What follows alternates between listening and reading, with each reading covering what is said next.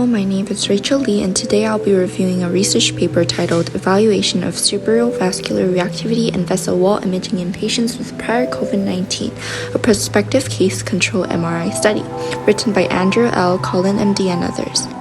My YouTube channel will be mainly for people who are new to the field of medicine, so it will be mainly about reading the abstract of the research paper and going over unfamiliar concepts. The title covers several advanced topics related to cerebrovascular diseases, specifically focusing on the cerebrovascular reactivity and vessel wall imaging. Cerebrovascular diseases encompass disorders in which a specific area of the brain is affected by bleeding, including brain stroke, brain aneurysm, and vascular malformation. These conditions are often caused by blood flow restrictions due to vessel narrowing, clot formation, blockage, or blood vessel rupture. Cerebrovascular reactivity refers to the study of how well blood vessels in the brain respond and adapt to changes in blood flow. Vessel wall imaging is a medical imaging technique used to visualize and assess the walls of blood vessels, primarily arteries, to identify potential abnormalities or diseases affecting them. These processes involve using advanced imaging modalities like magnetic resonance imaging or computed tomography to obtain detailed pictures of vessel walls.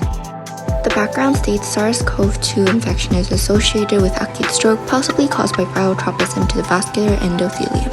Whether cerebrovascular endothelial dysfunction and inflammation persist after acute infection is poorly understood.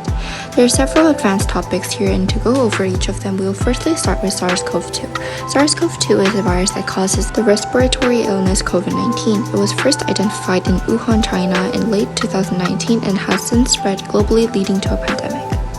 Viral tropism refers to the ability of a virus to infect specific types of cells or tissues in the body.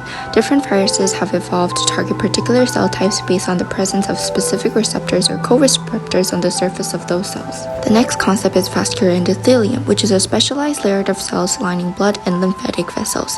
It acts as a crucial interface between the bloodstream and surrounding tissues, maintaining vascular integrity and regulating physiological processes.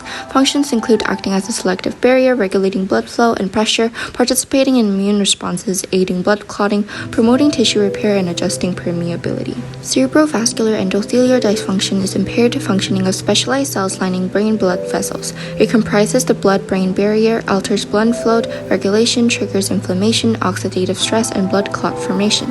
This dysfunction contributes to neurological conditions like stroke, Alzheimer's, multiple sclerosis, vascular dementia. As a result, the background shows that SARS-CoV-2, the virus responsible for COVID-19, can lead to acute stroke, possibly due to vascular endothelium.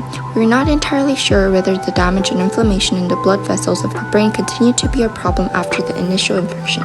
The study aims to compare these aspects between patients with a history of COVID-19, the case group, and individuals without COVID-19, the control group. Researchers seek to gain insights into potential impact of COVID-19 on cerebrovascular reactivity and detect any changes or abnormalities in the brain's vessel walls in recovered COVID-19 patients. This study included 15 participants with prior SARS-CoV-2 infection and 10 control participants without prior infection. MRI scans were conducted to analyze cerebral blood flow and vessel wall imaging. The researchers aimed to assess the association between prior infection and brain function changes, cerebrovascular reactivity, and explore links to post-COVID-19 neurological conditions.